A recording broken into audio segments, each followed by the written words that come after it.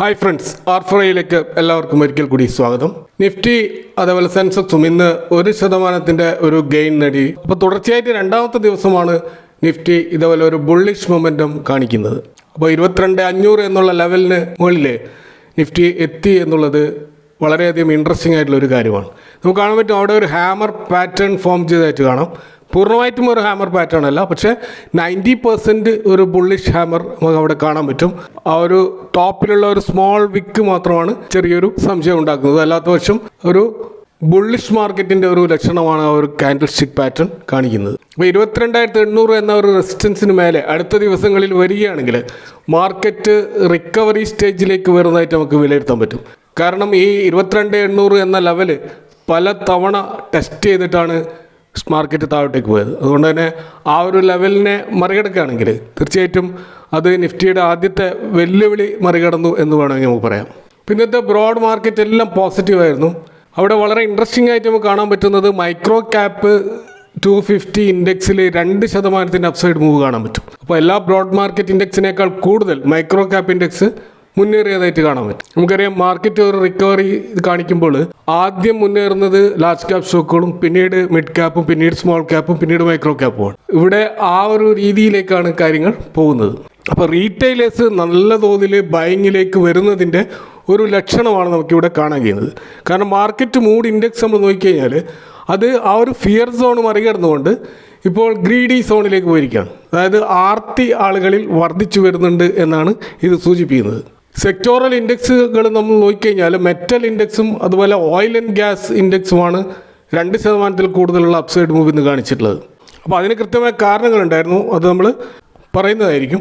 ഇപ്പോൾ ഇവിടെ BSEയിലെ ഓൾമോസ്റ്റ് 3,000 സ്റ്റോക്കുകൾ അഡ്വാൻസ് ചെയ്തപ്പോൾ ഏകദേശം 1000 സ്റ്റോക്കുകൾ മാത്രമാണ് ഡിക്ലൈൻ ചെയ്തത്. അതായത് BSEയിൽ 72% സ്റ്റോക്കുകളും അപ്സൈഡ് മൂവ് ചെയ്തതായിട്ട് നമുക്ക് ഇവിടെ കാണാൻ പറ്റും. നിഫ്റ്റി 500-ൽ ടോപ്പ് പെർഫോമിംഗ് നമ്മൾ സ്റ്റോക്കുകൾ നോക്കുകയാണെങ്കിൽ ചെന്നൈ പെട്രോൾ കോർപ്പറേഷൻ, അതുപോലെ കാസ്ട്രോൾ ഇന്ത്യ, ജ്യോതി CNC, അതുപോലെ Godavari power, Jindal Saw, Lloyd metals, Chemplast, Triveni turbine, credit access Grameen, JSW infra, Amber enterprise പോലെ സ്റ്റോക്കുകൾ 6% മുതൽ 10% വരെ മുന്നേറിയായിട്ട് നമുക്ക് കാണാൻ പറ്റും. ഇന്ന് ഗ്ലോബൽ മാർക്കറ്റ് റിലേറ്റഡ് ആയിട്ട് നമുക്ക് കാണാൻ പറ്റുന്ന ഒരു പ്രധാനപ്പെട്ട വാർത്ത എന്ന് പറഞ്ഞാൽ ഡോളർ ഇൻഡെക്സിൽ ഉണ്ടായിട്ടുള്ള ഒരു ഷാർപ്പ് ഫോളാണ്.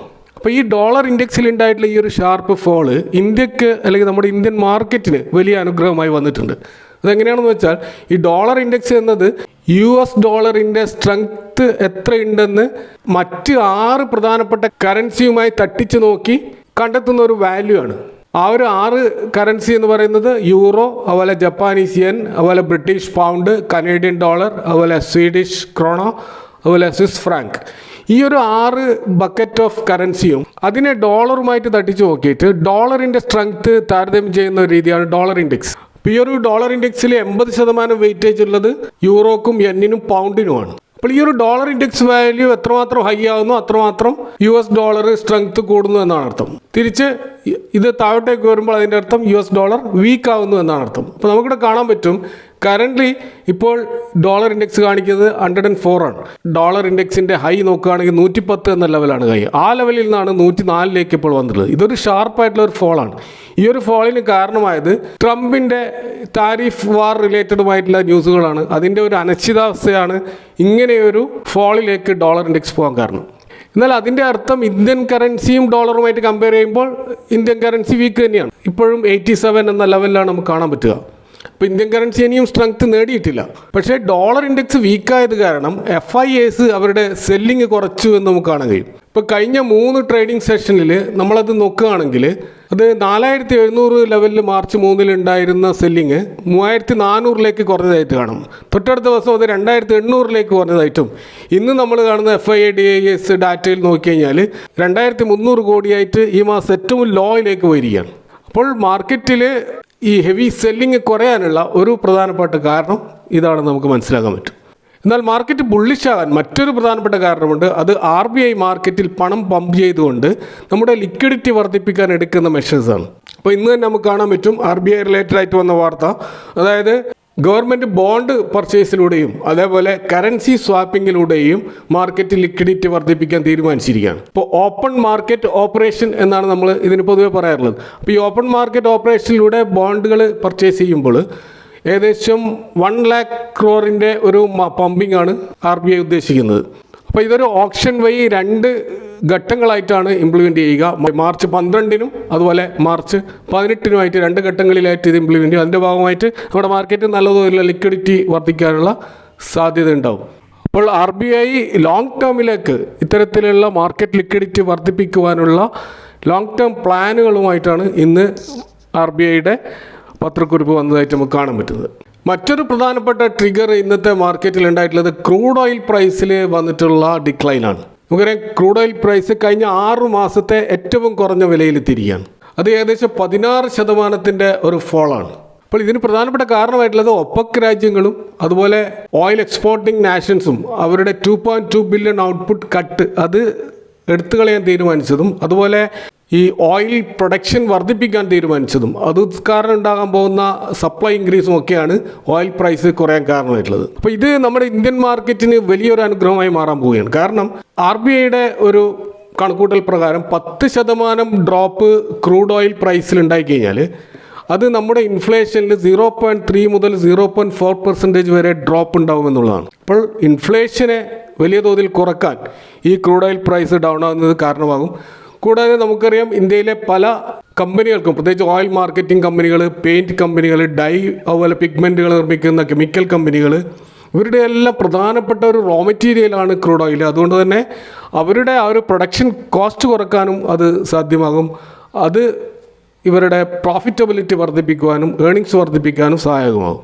അപ്പോൾ ഇതിൻ്റെ ഒരു സ്പെക്കുലേഷൻ്റെ ഭാഗമായിട്ടാണ് നമുക്ക് ഇന്ന് കാണാൻ പറ്റും BPCL, HPCL, Asian paints, Berger paints അതുപോലെ JK ടയർ പോലെയുള്ള പല സ്റ്റോക്കുകളും 5% മുകളിൽ ഗെയിൻ നേടിയതായിട്ട് നമുക്കിന്ന് കാണാൻ പറ്റും.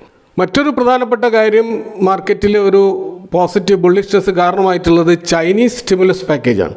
ചൈന നമുക്കറിയാം ലോകത്തിലെ തന്നെ 2nd ലാർജസ്റ്റ് എക്കണോമിയാണ്. കൂടാതെ അവർ മെറ്റൽ കൺസ്യൂം ചെയ്യുന്ന കാര്യത്തിൽ ലോകത്തിലെ ബിഗ്ഗസ്റ്റ് കൺസ്യൂമറാണ്. അപ്പോൾ ചൈന പ്ലാൻ ചെയ്യുന്നത് അവരുടെ GDP ഗ്രോത്ത് 5% മുകളിൽ 2025 കൊണ്ടുവരാനാണ് ഉദ്ദേശിക്കുന്നത്. അതിൻ്റെ ഭാഗമായിട്ട് വലിയ തോതിലുള്ള സ്റ്റിമുലസ് പാക്കേജാണ് അവർ കൊണ്ടുവന്നിട്ടുള്ളത്. 2010 ശേഷമുള്ള ഏറ്റവും വലിയ പാക്കേജായിട്ടാണ് ഇത് കണക്കൂട്ടപ്പെടുന്നത്.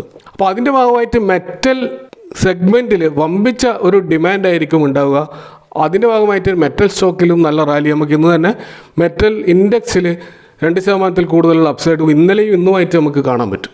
ഇനി നമുക്ക് 2 പ്രധാനപ്പെട്ട സ്റ്റോക്കുകളുമായി ബന്ധപ്പെട്ട കാര്യത്തിലേക്ക് പോവുകയാണെങ്കിൽ ഇപ്പോൾ ടാറ്റ മോട്ടോഴ്സും ജിയോ ഫൈനാൻഷ്യൽ സർവീസസും നമുക്കറിയാം അതിൻ്റെ ഹൈയിൽ നിന്നും ഏകദേശം 45% കറക്റ്റ് ചെയ്ത 2 സ്റ്റോക്കുകളാണിത്. അപ്പോൾ ഈ സ്റ്റോക്കുകൾ വളരെയധികം ഫ്യൂച്ചർ ഗ്രോത്ത് പൊട്ടൻഷ്യലുള്ള സ്റ്റോക്കുകളാണ്.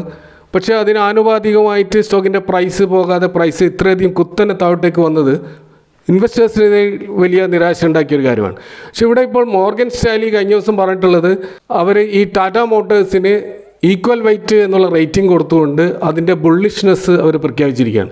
അതായത് 853 എന്ന പ്രൈസിലേക്ക് ഈ അവർ ടാർഗറ്റ് ഉയർത്തിയിരിക്കുകയാണ്. അത് ഏകദേശം 38% ഒരു ഉയർച്ചയാണ് കറണ്ട് ലെവലിൽ നിന്നും അവർ കൊടുത്തിട്ടുള്ള ഒരു ടാർഗറ്റ്. അപ്പോൾ അതിനവർ കാരണമായിട്ട് പറയുന്നത് ഈ US ലാൻഡ് റോവർ സെയിലിലുണ്ടായിട്ടുള്ള വർധന 79% ഇയർ ഓൺ ഇയർ ഗ്രോത്ത് ഉണ്ടായിട്ടുണ്ട് എന്നാണ് പറയുന്നത്. 11,900 യൂണിറ്റാണ് ഫെബ്രുവരിയിൽ വിൽപ്പന നടത്തിയത്. അതേപോലെ തന്നെ ജാഗ്വാറിൻ്റെ സെയിൽസിലും 2% ഇയർ ഓൺ ഇയർ ഗ്രോത്ത് ഉണ്ടായിട്ടുണ്ട്. 975 യൂണിറ്റുകൾ വിൽപ്പന നടത്തിയെന്നും ഇതിൻ്റെയൊക്കെ അടിസ്ഥാനത്തിലാണ് ഇങ്ങനെയൊരു ടാർഗറ്റ് അവർ റൈസ് ചെയ്തിട്ടുള്ളത്. ഇതുകൂടാതെ ഇന്ന് നമ്മൾ കണ്ട മറ്റൊരു പ്രധാനപ്പെട്ട വാർത്ത JSW ഗ്രൂപ്പ് ചെയർമാനായിട്ടുള്ള സാജൻ ജിൻഡാൽ അദ്ദേഹം പറഞ്ഞിട്ടുള്ളത് ഇലക്ട്രിക് വെഹിക്കിൾ സെഗ്മെൻറ്റിലേക്ക് എലോൺ മസ്കിൻ്റെ വരവ് അത് ഒരിക്കലും ടാറ്റ മോട്ടോഴ്സിനെയോ മഹീന്ദ്ര ആൻഡ് മഹീന്ദ്രയോ നെഗറ്റീവായിട്ട് ബാധിക്കില്ലെന്നും ടെസ്ല ഇന്ത്യൻ മാർക്കറ്റിന് കീഴടക്കാൻ കഴിയില്ലെന്നും കൂടാതെ ഇന്ത്യയിലുള്ള വെഹിക്കിൾ മാനുഫാക്ചറേഴ്സിൻ്റെ കാര്യത്തിൽ വളരെയധികം കോൺഫിഡൻസ് അദ്ദേഹം പ്രകടിപ്പിച്ചതായിട്ട് നമുക്ക് കാണാൻ കഴിയും. അപ്പോൾ ഇതൊക്കെ ടാറ്റ മോട്ടോഴ്സ് പോലെയുള്ള സ്റ്റോക്കുകളിൽ വലിയ തോതിലുള്ള ഒരു പോസിറ്റിവിറ്റി ക്രിയേറ്റ് ചെയ്യാൻ സഹായമായിട്ടുണ്ട് എന്ന് നമുക്ക് കണക്കാക്കാൻ പറ്റും. ഇനി ജിയോ ഫൈനാൻഷ്യൽസിലേക്ക് വന്നു കഴിഞ്ഞാൽ നമുക്കറിയാം ജിയോ ഫൈനാൻഷ്യൽസ് എന്ന് പറയുന്ന ഒരു സിംഗിൾ സ്റ്റോക്കാണെങ്കിലും അത് ഒരു സബ്സിഡിയറികളുടെ ഒരു കൂട്ടമാണ്. അതിൽ നമുക്ക് ജിയോ ഫൈനാൻസ് ലിമിറ്റഡ് കാണാൻ പറ്റും, ജിയോ ഇൻഷുറൻസ് ബ്രോക്കിംഗ് ലിമിറ്റഡ് ഉണ്ട്, ജിയോ പേയ്മെൻറ്റ് സൊല്യൂഷൻസ് ലിമിറ്റഡ് ഉണ്ട്, അപ്പോൾ അതുകൂടാതെ ജിയോ പേയ്മെൻറ്റ് ബാങ്ക് ലിമിറ്റഡും ഉണ്ട്. ഈ payment bank limited Jio financial സർവീസസിൻ്റെ ഒരു പൂർണ്ണ ഉടമസ്ഥതയിലുള്ള ഒരു ഉപസ്ഥാപനമായിട്ട് മാറാൻ പോവുകയാണ്. ഇത്രനാളും അത് SBIയുടെയും റിലയൻസിൻ്റെയും ഒരു സംയുക്ത സംരംഭമായിരുന്നു. അപ്പോൾ ആ ഒരു കമ്പനിയിൽ 82% മുകേഷ് അംബാനിക്ക് ഷെയർ ഉണ്ടായിരുന്നു എന്ന് മാത്രമേ ഉള്ളൂ. അപ്പോൾ അവിടെ ബാക്കിയുള്ള SBIയുടെ ഷെയറുകൾ മുഴുവൻ ഈ മുകേഷ് അംബാനി വാങ്ങാൻ തീരുമാനിച്ചിരിക്കുന്നു. അത് തീർച്ചയായിട്ടും ആ സ്റ്റോക്കിൽ ഒരു ബുള്ളിഷ്നെസ് ഉണ്ടാകാൻ കാരണമായിട്ടുണ്ട്. അപ്പോൾ ഈ ഒരു ഏറ്റെടുക്കൽ നടപടി റിസർവ് ബാങ്ക് ഓഫ് ഇന്ത്യയുടെ അംഗീകാരത്തിന് വിധേയമായിരിക്കും. അപ്പോൾ റെഗുലേറ്ററി അത് അംഗീകരിച്ച് കഴിഞ്ഞാൽ 45 ദിവസത്തിനുള്ളിൽ ആ നടപടികൾ പൂർത്തിയാവും. കൂടാതെ നമുക്കറിയാം ജിയോ നിഫ്റ്റി 50യിലേക്ക് ഈ മാർച്ച് അവസാനം എൻട്രി ചെയ്യാൻ പോകുന്ന ഒരു സ്റ്റോക്ക് കൂടിയാണ്. അതിൻ്റെ ഭാഗമായിട്ട് ആ ഇൻഡെക്സിലെ റീബാലൻസിൻ്റെ ഭാഗമായിട്ട് പല ഇൻഡെക്സ് ഫണ്ടുകളും ജിയോയിൽ വമ്പിച്ച ബൈങ് നടത്താനുള്ള സാധ്യതയുമുണ്ട്. അപ്പോൾ അതിൻ്റെയൊക്കെ അടിസ്ഥാനം നോക്കുകയാണെങ്കിൽ ജിയോ ഫിനാൻസിന് ശോഭനമായ ഒരു ഭാവിയാണ് നമുക്ക് കാണാൻ കഴിയുന്നത്. അപ്പോൾ ഇവിടെ പറഞ്ഞിട്ടുള്ള സ്റ്റോക്കുകൾ ഒരിക്കലും ഒരു ബൈങ് റെക്കമെൻഡേഷൻ അല്ല, ഇതൊരു എഡ്യൂക്കേഷണൽ പർപ്പസിന് വേണ്ടി മാത്രം പറയുന്നതാണ്. നിങ്ങൾ ഫൈനാൻഷ്യൽ അഡ്വൈസേഴ്സുമായിട്ട് കൺസൾട്ട് ചെയ്തുകൊണ്ട് മാത്രം തീരുമാനമെടുക്കുക. ഇവയെക്കുറിച്ചുള്ള നിങ്ങളുടെ അഭിപ്രായങ്ങളും കമൻറ്റുകളും അറിയിക്കുക. Thank for watching. See next time with another video.